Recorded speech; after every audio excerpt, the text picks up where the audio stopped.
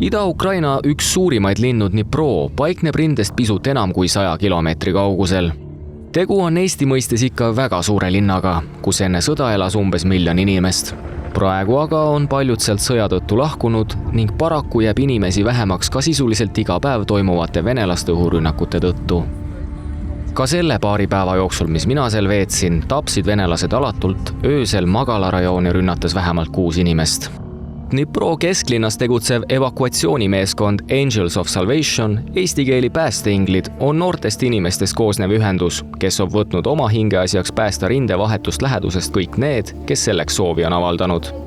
Eestvedaja Taras sõnab, et fond sündis sõja esimesel kuul arusaamisest, et toimuvat ei saa lihtsalt kõrvalt vaadata. Uurisin, kuidas nende raske töö siis ikkagi välja näeb. Починається все з евакуації, коли ми людей веземо з небезпечної території. Далі ми їх привозимо, надаємо першу допомогу, наприклад, на транзитних центрах. І далі нашою такою важливою є місією допомогти їм облаштуватися, адаптуватися на новому місці. Tänaseks on eestlastegagi koostööd tegevad päästeinglid ümber paigutanud enam kui 70 000 inimest, mida lühidalt öeldes on väga palju. Abi püütakse anda kõigile, kes seda vajavad. Kuid pärast evakueerimist algab tegelik töö, inimestele uue elu loomine. Algab kõik ju nende jaoks taas nullist. Транзитний центр – це місце, де вона може прожити як мінімум декілька днів. Там вона отримує всю можливу допомогу, яка тільки існує, скажімо, в гуманітарному секторі. Це її продукти, там її нагодують, там вона зможе поспати в теплі в добрі, отримати новий одяг, гігієну, реєстрацію на виплати і дуже багато різних активностей, які дійсно тільки існують. А після того там або їй допоможуть придбати квиток, відправлять до родичів, або займуться розселенням її, тобто шукати місце, де вона в подальшому зможе вже на постійній основі перебувати. Ida-Ukrainas on 10 majapidamisi, mis on hammasrataste vahele jäänud inimeste jaoks loodud. Üks neist, mida ka mul õnnestus vaatama minna, paikneb Dnipro äärelinnas Bidhorones. Seda majapidamist siin juhatab Mariupolis pärit Artem, kelle sõnul võimaldatakse neis majades elamisvõimalused kõigil äärmiselt haavatavatesse kategooriatesse kuuluvatel inimestel. Загальна сума людей, я думаю, більше 1000 пройшла через наше МТП.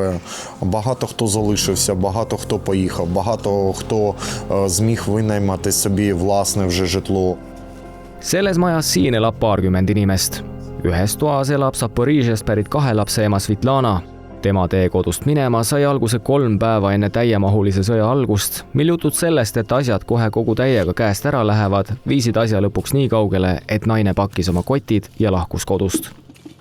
В нас була невеличка машина, все, що можна було впихнути, впихнули, так сказати, і сіли да поїхали. Куди їхали, куди їдемо, самі не знаємо куди. Поїхали на Закарпаття, тому що там більш-менш спокійніше, чим всюди.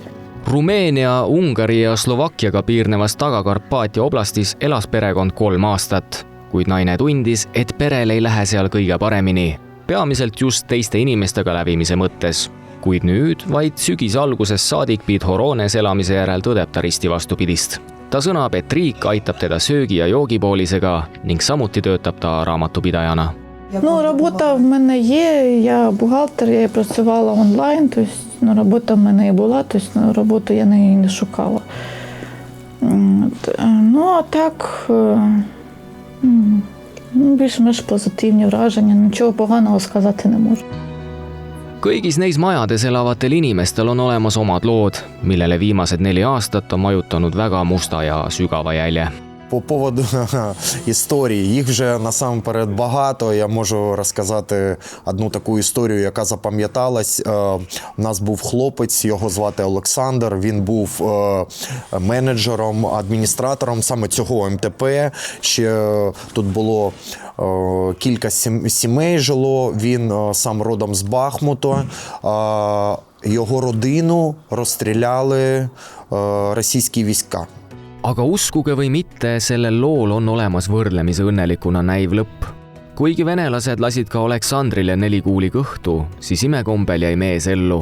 Oma päästmist pidid ootama 18 tundi, tehes seda näpistava pakase käes. Järgnesid kuid kestvad operatsioonid, mis järel mees aasta jooksul siiski taastus. ja siis sai alguse armastuslugu Oleksandri ja teda ravitsenud Tatjana vahel. Тетяна переїхала до Дніпра, вони вийняли житло з Олександром, одружилися. І зараз це чудова родина, яка живе, мріє, і я дуже радий за них. Aga miks kõik need inimesed on paigutatud ühtekokku elama, omab veel üht põhjust, sõnab sõja alguspäevist saadik evakueerimisega tegelev päästeingel Svitlana. І ми направлені на те, щоб все ж таки люди, які евакуювалися або які постраждали від обстрілів, могли більш соціалізуватися і адаптуватися до нового довкілля, яке їх оточує. Svitlana räägib, et olukord on viimase poole aasta jooksul täielikult muutunud. Varem, nii umbes 6 kuud tagasi või veidi enam, said nad veel üsna tavapäraselt viia humanitaarabi ja evakueerida inimesi umbes 5 kilomeetri kauguselt rindelt. See oligi tol hetkel normaalne ja kõik suhtusid sellesse nii, nagu see olekski igapäevane töö. Piisas vaid kiivri ja kuulivesti selga ajamisest ja kõik tundus enam-vähem turvaline. Але, на жаль, зараз хід війни змінився і вся територія до 20 і плюс кілометрів покривається FPV-дронами. Тому тут уже гарантії ніякої немає. Якщо там нам потрібно їхати в Краматорськ той же самий, то ми вже починаємо думати, безпечно це буде чи небезпечно. Harkivi kesklinnas külastasin veel üht sotsiaalmaja, kus vestlesin 85-aastase Oleksandraga. Naine on elanud seal eelmisest aastast saadik ning sõnab samuti, et on eluga üsna rahul. Süüagi teevad inimesed neis majades ise. Саме готуємо там у кухні. Саме собі купуємо, саме собі їсти варимо. А як? Все нормально поки. Võttes arvesse, et venelaste sõda Ukrainas hävitas ka tolle proua kodu, mille ta oli koos oma abikaasaga ehitanud, on lausa imetlusväärne, kui vähe ukrainlased oma kurbust avalikult välja näitavad.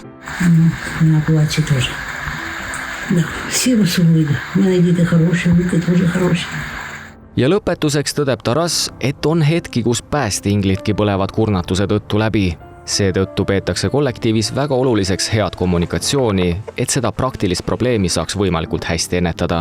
Reele tagasi aitab saada lootust helgemast tulevikust ja otse loomulikult ka päästetute siiras tänutunne. Непевною мірою це навіть стиль життя. Тобто, коли ти починаєш працювати в евакуаційній бригаді, ти в цю сферу проникаєшся всім своїм життям і ти цьому посвячуєш себе дуже великою мірою. А стосовно того, що мотивує нас, я, чесно кажучи, навіть не можу сказати за всіх, я думаю, у кожного є різна мотивація, але от як говорити за мене, ми маємо розуміти, що зараз країні потрібна допомога, і кожен допомагає тим, чим може.